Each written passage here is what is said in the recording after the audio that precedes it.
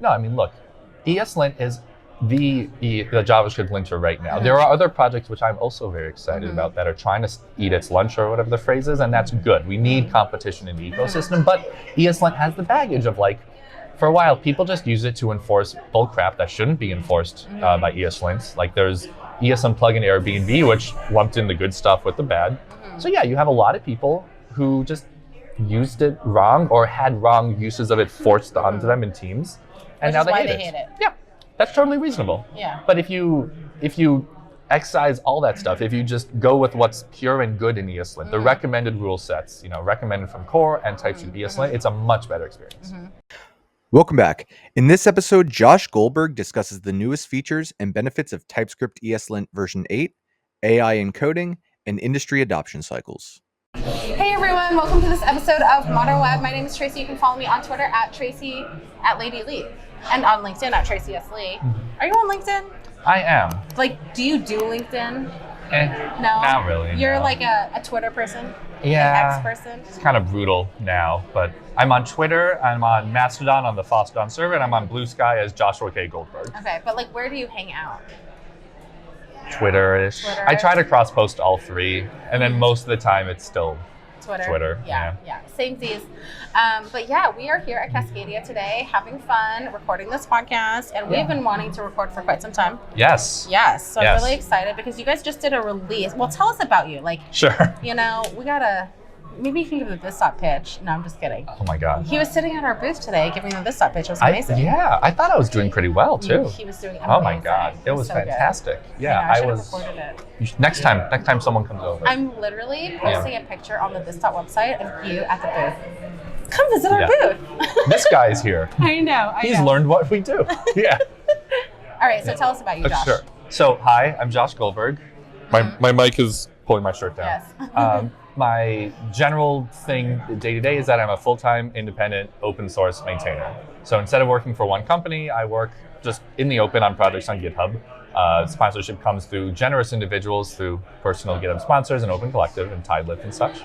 The main project I work on is TypeScript ES-Lint, which is a mouthful, but it is the tooling that lets you run standard JavaScript tools such as ES-Lint and Prettier on TypeScript code. So if you like formatting your code, not having the space, or tab, enter, save, or if you like linting your code, that's a big part of what we do. We just released a beta by time of whenever this episode launches, it might be stable, of TypeScript ESLint v8, which has a lot of performance improvements. It has better compatibility with ESLint v9, the latest version of ESLint. And it has a new way to configure what we call typed linting or type-checked, type-aware linting, which is like a new... Help yourself, by the way. Help yourself. Help yourself. Yeah. Okay, this is the beauty of podcasting at a conference. So we have good swag. You have great swag. Do we have the best swag? I don't know who has the best swag, and I'm unwilling. Even if I did, I wouldn't say who. I would feel bad. I'm not. It's like asking what my favorite conference is. Yes, go ahead. That is like a very neutral response. Like, I'm really into that. So, get us back into the Josh vibes. So, one of the things I like about linting is that because a lot of people have this kind of guttural, visceral reaction to things that give them the little red or yellow squigglies, there's not been a lot of investment in this space. People don't get excited about ESLint typically the way they do about like RxJS or Steep machines or whatnot. So there are a lot of low-hanging fruit. One of them is that if you use traditional lint rules, which just look at one file at the time, the syntax, and then add in type information through TypeScript or an equivalent, not that there is an equivalent right now, you can have this incredibly powerful classification of lint rules, type-aware linting. Like, not only can we say, you used a var, you should have used a letter const, we can also be like, hey, you called this function, that function returns a promise, and you did not handle that promise, so your code might asynchronously, well, who knows, it might reject, it might crash. So we can do a lot of really powerful stuff. So TypeScript ESLint v8 has like a really nice new way to configure that. That's faster, that's easier to configure, that crashes less, hopefully. And we're really excited about it. That's exciting. Okay, so hot take. Just talking to one of our co-hosts on Modern Web, Adam Rackus. He said, I hate ESLint. First of all, I've never met Adam Rakis, but I really enjoy the podcast in general, and also within the things I enjoy, Adam's hot takes. So hope to meet you one day, Adam. Yeah. We should talk about ESLint. I think people conflate a lot. I was like scared to bring you on because he's like, I hate it. And I'm like, well. Oh, I play so well with others. Everyone hates ESLint. PC. Carter's taking photos of us. Carter likes ESLint though, right, Carter? Love it. Yeah. The dead look of With sure, that why face, not? Yeah.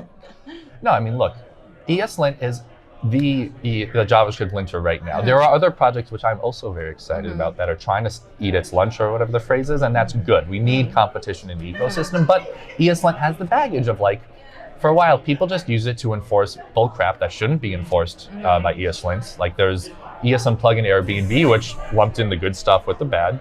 So yeah, you have a lot of people who just used it wrong or had wrong uses of it forced onto them in teams, and Which now is they why hate they it. hate it. Yeah, that's totally reasonable. Yeah. But if you excise all that stuff, if you just go with what's pure and good in ESLint, the recommended rule sets, recommended from core and TypeScript ESLint, it's a much better experience. Nice. I love it. Thank you. I appreciate that. Because I know you do it right, of course. Tracy, you're good. You're one of the good ones. Hear that, Adam Rakis? I'm one of the good ones. We can convert him. I think so. Yeah. We should have done that. We should have done like, we should do one of these like with Adam. We should do a what's the prove me wrong? Prove me wrong. The guy at the table meme. We should do that. ESLint sucks. Prove me wrong. Yeah. He's actually quite like a not. Is he all? Let us know in the comments below what you think of Adam Rakis. Like, is he a crap poster or is he not a crap poster? There's a fine line between like legitimate crap posting and then content that also is chunkable and meaningful. Something he said was just like one of my favorite tweets. He talked about affable neckbeards writing C++ books. And I was like, affable neckbeard? I'm so into that. Wow. Yeah. So, Okay. Yeah, but anyways, okay, so you're also doing a lot of other stuff, but we should keep talking about like TypeScript and ESLint and everything like that. Like, what's the talk you're giving at Cascadia? Sure. I'm the last talk of the day today, so it's going to be getting people excited. Yeah. The title is... Before dinner. I love dinner. The title is Your AI Needs an Assistant. Okay. AI is really good at ideation. It can throw some crap together that looked good, but oftentimes is not. Like we've all seen the memes about like Google suggesting the correct number of rocks to eat per day and whatnot. And then code gen from ChatGPT and such is often wrong. But if you use... But GitHub Copilot is always right. As someone who's a Microsoft MVP, I don't know what the political ramifications of me disagree.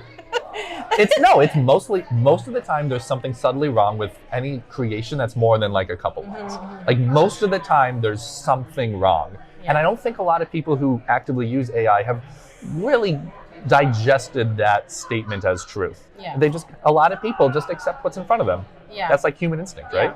I don't know. I mean, me and Ben have done some pretty, like we did this like 3-hour pairing and we were just like, he was just laughing the entire time because he basically like just tabbed and it wrote the code for him. And I mean, there was very little editing. So sure. I don't know. But I guess like if you do like a general basic scaffolding and it's not like that detailed, then it like works really well. I mean, I really like the GitHub Copilot feature where, it explains code to you. Because I think especially as like a junior developer and you're like looking through code, if you can just be like, explain this to me, oh my gosh, it frees up so much time from like a senior developer standpoint. So yeah, I'm going to be talking about that in my talk, GitHub Copilot.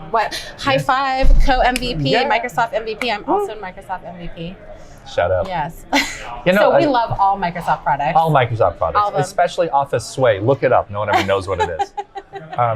No, you're right. I agree. There's a lot of good in there. And especially when you have someone who has high confidence and can quickly look at the code, like a you or Ben Lesh, a me, that's great. But like one of the things I start my talk off with is we get a lot of people on TypeScript ESLint who come to us with AI-generated config files that are completely blatantly wrong. Yes. Because the AI is not trained on linters. Like we're not the exciting and so they're like angry about the technology where it's really the AI that's the problem. Yeah. My linting is slow and crashes. What are you doing wrong, Josh? Or TypeScript ESLint? But AI is good at one thing and bad at others. Traditional web dev tools are bad at ideation, but really good at verification. So if we can blend the two, if you write code and then run it through linting, through testing, through type checking, and then inform the AI of the issues and ask it to regurgitate different code, then you get a lot better responses. You can have like much higher chance of leak code problem success in that case. Yeah, I mean, I think talking to you, really makes me feel like I think we're often too quick to just like jump down the like, this is wrong, this code is wrong, this tool is wrong because X, Y, Z. I mean, even who was I talking to? Who were we talking to?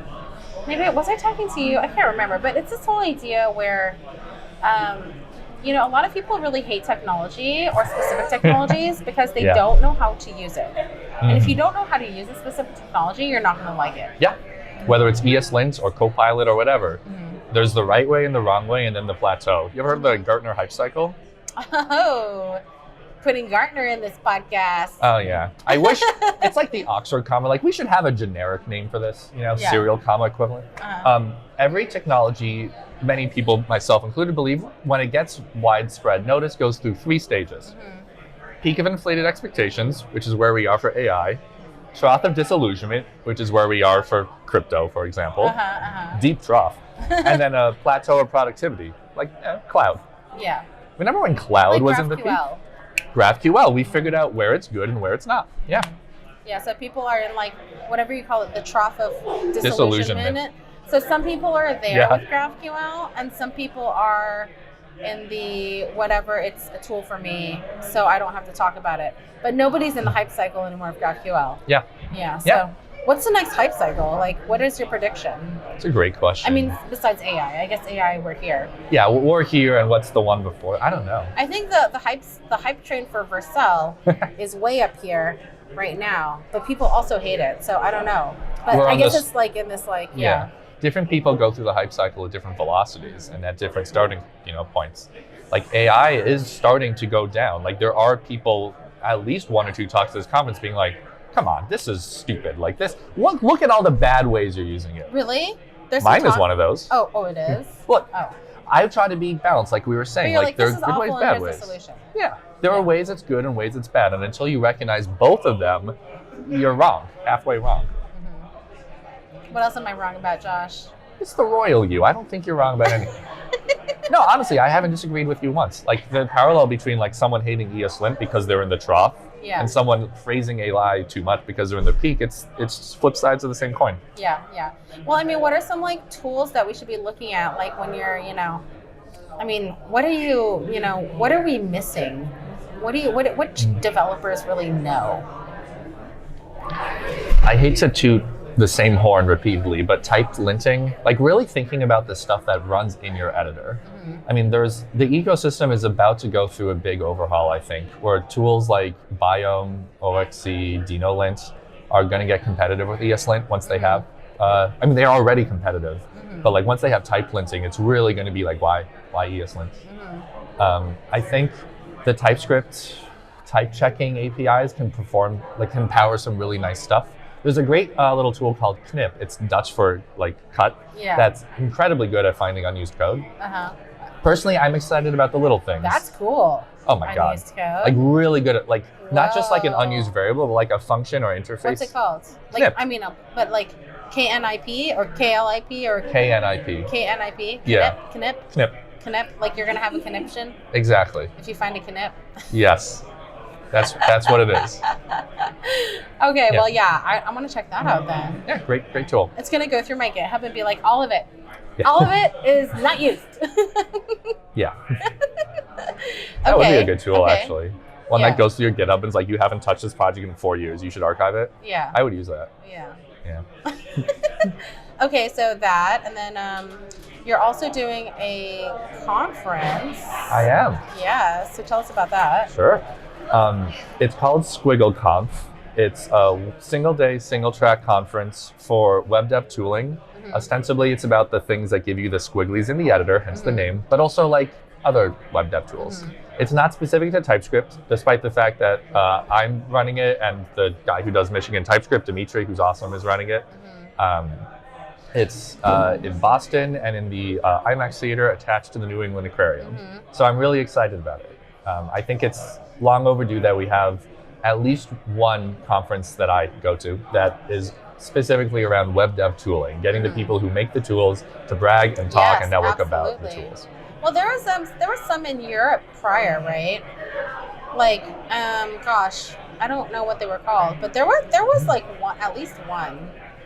No? I believe you. Yeah. The problem in part with conferences Everything died. Everything died in 2020, COVID. yeah. People have short-term memory. Right. See, I can't even remember the name of the conference. Yeah. No, I'm so excited about it. So it's at squiggleconf.com. And like explain squiggle for us. Sure. When you get a type error or lint error or whatever in your editor, you get that. It's like Microsoft Word or Google Docs, the little typo indicator. That I believe, you can quote me on this one, I believe the professional term for that little is a squiggle. Yeah. It's like curly boys, round boys, square boys. Yeah. Squiggle. Yeah. That's like a shirt. I think Ken Wheeler was wearing a shirt. Round boys, squiggly boys, or like, what are they called? Like pointy boys or something. Boys. Yeah. Okay, cool. So SquiggleConf, and it's October 3rd, I believe. Yep. Talks October 3rd. Workshop the morning of October 4th. Speaker event after that, October 4th. CFP open through July 8th. Sponsorships open, who knows until when. Depends on how much money we get. But I'm really excited about it. I do way too many conferences, and I feel like I've gotten a lot of really good practices from a lot of them that I want to bring together and give to people. You want to do it better. I feel uncomfortable agreeing with that statement. But sure, yeah, why not? Mr. PC over here. Okay, cool. So where do we follow you on the internet? Joshua K. Goldberg on Twitter /X, Fossadon, BlueSky.com, GitHub, YouTube, and Twitch. Okay, amazing. Okay, well, thanks so much for joining us today. Thanks for having me, Tracy. This was fun. Looking forward to hearing your talk. Thanks, likewise. Yeah. All right. Thanks, everyone, for listening, and we'll see you next time. Sometimes it's hard to bridge the gap between business objectives and tech implementation, and it can get messy. This dot is trusted by top names like Meta, Google, and T-Mobile, and they love helping business leaders fulfill their strategic digital initiatives. Check them out at thisdot.co. One more time, that's THISDOT.co.